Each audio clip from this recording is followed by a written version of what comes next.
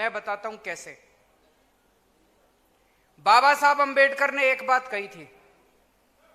बाबा साहब अंबेडकर इतने गरीब परिवार में पैदा हुए, उन्होंने बहुत संघर्ष किया, उनके पास पढ़ने के लिए पैसे नहीं थे, पूरे समाज के साथ उन्होंने संघर्ष किया। उन्होंने 64 मास्टर्स की डिग्री ली, एमए की डिग्री 64 विषयों में।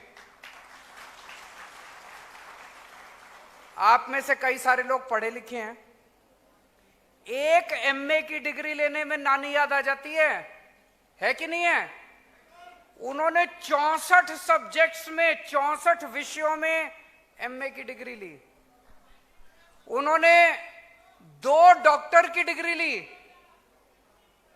पूरे देश में अकेले पहले डॉक्टरेट थे।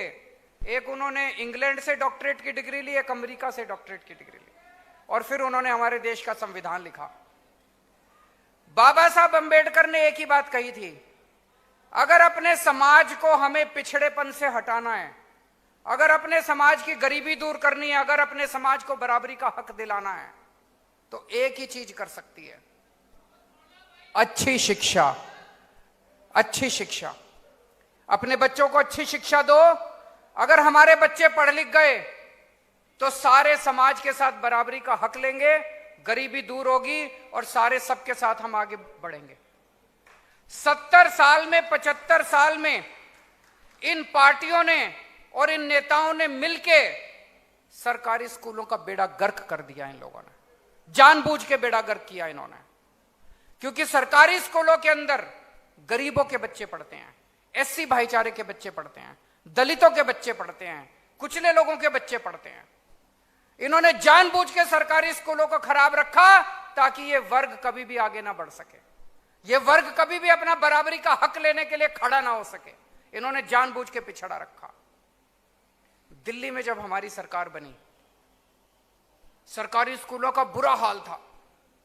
जो भी भगवंत मान कह रहे थे, जैसे पंजाब में सरकारी स्कूलों का बुरा हाल है, आज पंजाब के सरकारी स्कूलों में कई स्कूल ऐसे हैं जिसमें एक भी टीचर नहीं है। 7वीं क्लास तक के स्कूल हैं, एक भी टीचर नहीं है। 7वीं क्लास तक के स्कूल हैं, एक टीचर है, 7 क्लासों के लिए एक टीचर है, कैसे पढ़ाएगा वो? स्कूलों का इतना बुरा हाल है, शिक्षा का इतना बुरा हाल है पंजाब के अंदर।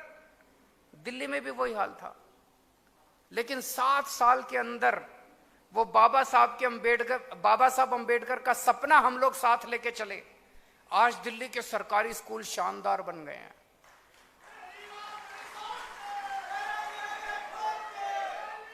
इस साल हमारे बोर्ड के पेपरों में सरकारी स्कूलों के नतीजे 99.7%, 99.7% नतीजे आए हैं। प्राइवेट स्कूल से बहुत ज्यादा अच्छे।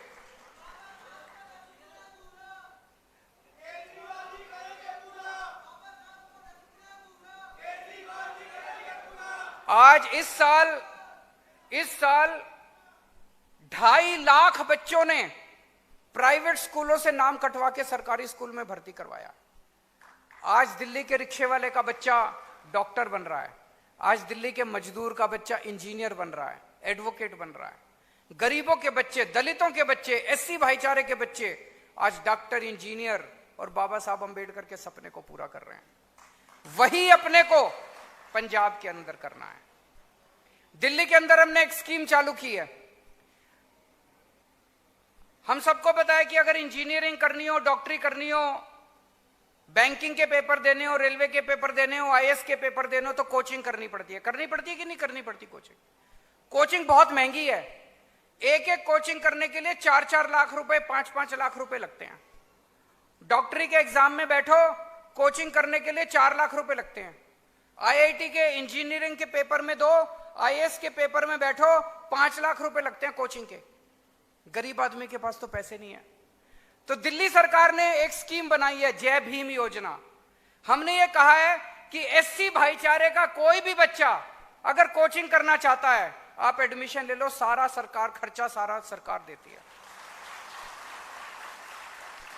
इस स्कीम के तहत मैं आपको बता नहीं सकता कितने बच्चों का इंजीनियरिंग कॉलेज में एडमिशन हो गया, कितने बच्चों का मेडिकल कॉलेज में एडमिशन हो गया, कितने बच्चे वकील बन गए, कितने बच्चों का रेलवे में आईएएस में एडमिशन हो गया। फिर हमने एक स्कीम चलाई है, बाबा साहब अंबेडकर जब इंग्लैंड गए अपनी डॉक्टरेट करने के लिए, उनको पढ़ाई बीच में छोड़ के आनी पड़ी, उनके पास पैसा खत्म हो गया, जितना पैसा लेके गए थे वो खत्म हो गया। फिर वापस आए, हम भारत आके थोड़ा काम किया, काम करके पैसा बचाया, फिर दोबारा गए अपनी पढ़ाई पूरी करने के लिए। हमने कहा आज की डेट में हमारे एससी भाईचारे के बच्चे को पैसे की कमी नहीं होनी चाहिए। हमने ये स्कीम बनाई है, एससी भाईचारे का कोई भी बच्चा अगर ग्रेजुएशन करने के लिए या पोस्ट ग्रेजुएशन करने के लिए विदेश जाना चाहता है, उसका सारा खर्चा दिल्ली सरकार देती है।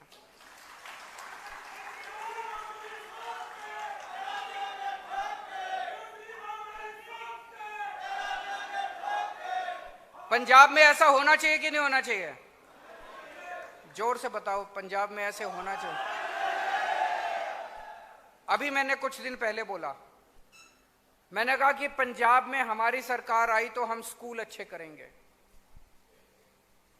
परगट सिंह जी की मैं बहुत इज्जत करता हूं, हमारे देश के बहुत बड़े हॉकी के खिलाड़ी थे, कैप्टन थे।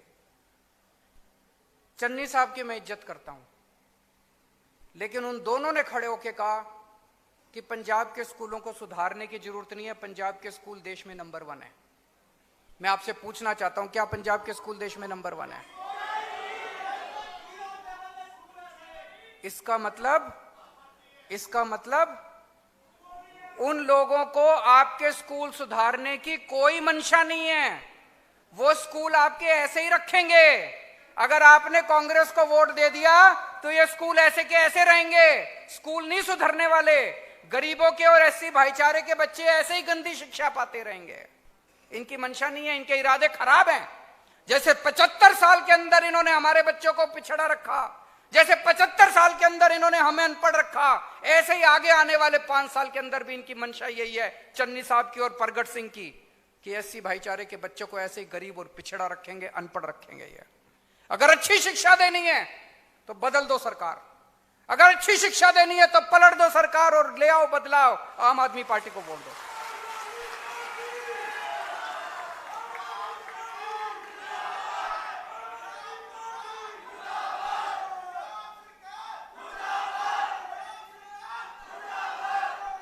फिर से धोखा हो रहा है एससी भाईचारे के साथ पंजाब में, फिर से धोखा हो रहा है। पिछली बार कैप्टन साहब ने एक कार्ड जारी कर दिया, बोला मेरी सरकार बन जाए तो ये कार्ड ले आना, मैं नौकरी दूंगा। 5 साल हो गए, उन्होंने नौकरी नहीं दी।